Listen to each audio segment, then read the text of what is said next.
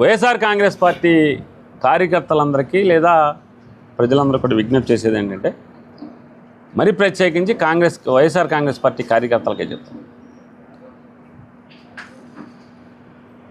పవన్ కళ్యాణ్ గారు ఎంత దిగజారి ఎన్ని నీచపు మాటలు మాట్లాడినా ఎవరూ కూడా మీరు స్పందించబాకండి.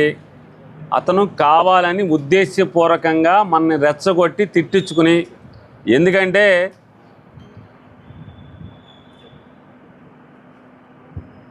జనసేన కార్యకర్తల్లోనూ జనసేనను అభిమానించే వాళ్ళలో మత్తు దిగిపోతుంది.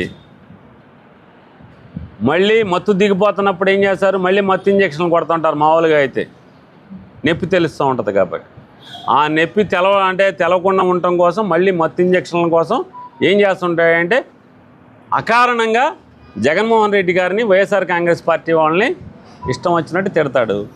వెంటనే మనం ఏం చేస్తాం, పౌరుషం గెలవడం కదా, వెంటనే మనం పవన్ కళ్యాణ్ని వాళ్ళందరినీ కూడా మళ్ళీ మనం తిడతాం. తిడితే ఏం చేస్తాడు, చూసారా మీరు అన్యాయంగా తిడుతున్నారని చెప్పని జనసేన అభిమానులకి మళ్ళీ మత్తు చేయాలి. మా వాడిని తిడతారా వీళ్ళు వైఎస్ఆర్ కాంగ్రెస్ పార్టీ వాళ్ళని. కాబట్టి మీరెవరు ఏమీ అనబాకండి, మీరు వినోదం చూసినట్టు చూడండి. అధికారంలో ఉండి అతను అధికారాన్ని అంటే ఎవరైతే బాధితుల్ని నష్టపోతున్న వాళ్ళని కాపాడాల్సినవాడు. ఏదో అన్న సామెతగా ఉంటుంది, మాట మాటకి హోంశాఖ నా చేతిలో లేదంటాడు. సరే అండి, లా అండ్ ఆర్డర్ మీ చేతిలో లేదండి, కానీ పంచాయతీరాజ్ శాఖ మీ చేతిలో ఉంది. పంచాయతీరాజ్ శాఖ మీ చేతిలో ఉంటే పంచాయతీరాజ్ శాఖ ఏమైనా మీరు న్యాయం ఏమైనా చేశారా? పంచాయతీరాజ్ శాఖకి మీరేమైనా న్యాయం చేశారా? రూరల్ డెవలప్మెంట్ మీ చేతిలో ఉంది, ఆ శాఖకి ఏమైనా మీరు న్యాయం చేశారా? అటవీ శాఖ మీ చేతిలో ఉంది, ఆ శాఖ మీరు ఏమైనా న్యాయం చేశారా? ఉన్న శాఖకేమో న్యాయం చేయరు.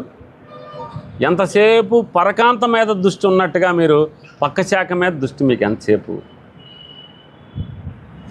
తప్పు కదా అది. మీకు ఇచ్చిన శాఖ మీరు ఉద్ధరించండి. ముందు నువ్వు చేసుకున్న ఇళ్ళని ఉద్ధరించి కదా, అది ఉద్ధరించకుండా మీరు ఎంతసేపు పక్క శాఖ మీదకి లా అండ్ ఆర్డర్ నేను ఉంటాను. లా అండ్ ఆర్డర్ ఏముంటుంది రే? లా అండ్ ఆర్డర్ మీరు హోంశాఖ తీసుకోండి, ఇది రిజైన్ చేసేయండి, ఈ శాఖకి ఆ శాఖ తీసుకోండి. మరి మీ శాఖలో ఉన్నటువంటి లేదా మీ పార్టీలో ఉన్నటువంటి రౌడీలు, తెలుగుదేశం పార్టీలో ఉన్న రౌడీలు, గూండాలు,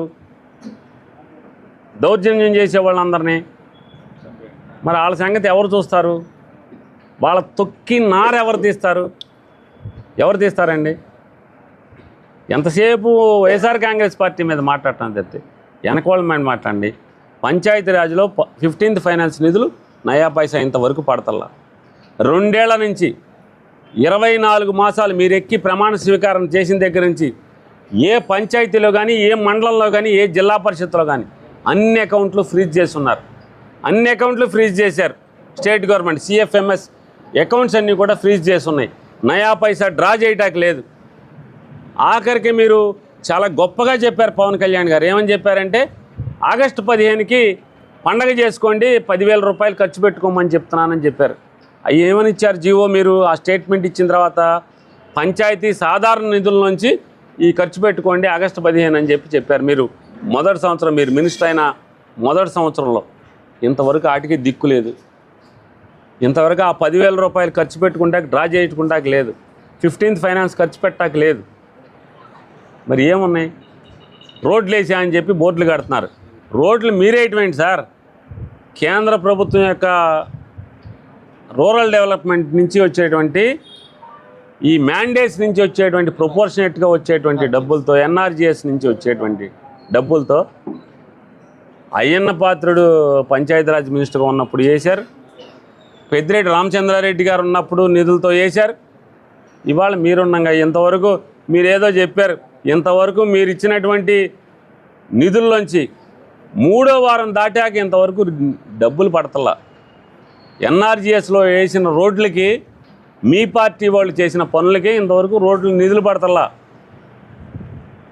మరి మీ శాఖకి లేదు. అయ్యో కుంకి ఏనుగులు తెచ్చామన్నారు, ఒకటి గుడ్డిది ఒకటి కుంటిది ఒకటి ఇంకోటేదో అని చెప్తున్నారు. ఆ ఏనుగులు పనికిరాని ఏనుగులు కర్ణాటక వాళ్ళు మీకు ఇచ్చారు. ఇంకా ఏనుగులు దాడి జరుగుతూనే ఉంది. మీరు తెచ్చిన కర్ణాటక వెళ్ళి పెద్ద మీటింగ్ పెట్టి తెచ్చిన కుంకి ఏనుగులు ఏ ఏనుగుని తోలతలేదు. పొలాల మీద పడిన ఏ ఏనుగుని తోలవు, మీరు పట్టించుకోరు. అలాగే మీరేం చెప్పారు, పర్యావరణం మీ చేతిలో ఉంది.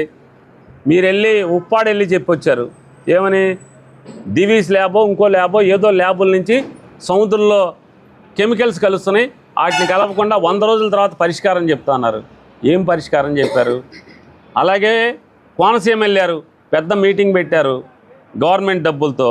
ఆ మీటింగ్ పెట్టి 100 రోజుల్లో నేను ఆ కొబ్బరి చెట్లు దానికి నేను పరిష్కారం చూపిస్తా అని చెప్పారు. ఏమన్నా ఉంటే జగన్ ఉన్నప్పటి నుంచి ఉందని చెప్పారు. కాదయ్యా, జగన్ ఉన్నప్పటి నుంచి కాదయ్యా, చంద్రబాబు ఇంకా 14లో చంద్రబాబు ఉన్నప్పుడు మట్టి అమ్మేసుకున్నారు ఏటుగట్లే అప్పటి నుంచి అని చెప్పి మీ పార్టీ వాళ్ళే చెప్తున్నారు. మరి అక్కడ వాటికి ఏమన్నా పరిష్కారం చూపించారా? ఎవరు పరిష్కారం చూపించారు? దేనికి పరిష్కారం చూపించారు? సుగాలి ప్రీతి కోసమే మీరు రాజకీయాల్లోకి వచ్చాను, పార్టీ పెట్టా అన్నారు. మరి ఆ సుగాలి ప్రీతి గారి తల్లి ఏమో ఆవిడ రోదనేమో అరణ్య రోదన అవుతుంది. కాబట్టి ఇచ్చిన శాఖల్ని మీరు తీసుకున్న శాఖలకు ముందు న్యాయం చేయండి, తర్వాత పరకాంతం మీద తర్వాత మోజుపడినట్టుగా పక్క శాఖల మీద లా అండ్ ఆర్డర్ మీద తర్వాత మీరు మోజుపడిదిగా అని చెప్తూ మరొకసారి వైఎస్ఆర్ కాంగ్రెస్ పార్టీ వాళ్ళు పవన్ కళ్యాణ్ ఎన్ని తిట్టినా ఎవడో ఒక నాలాంటోడు స్మూత్గా మాట్లాడి సమాధానం చెప్తాడు, విడమర్చి చెప్తాడు. కానీ మీరెవరూ కూడా సోషల్ మీడియాలో కానీ దేంట్లో కానీ ఎవరు మీరు మాట్లాడబాకండి, అతన్ని ఆటలో అట్టుపండి కింద వదిలేయమని చెప్పని వైఎస్ఆర్ కాంగ్రెస్ పార్టీ వాళ్ళు విజ్ఞప్తి చేస్తారు.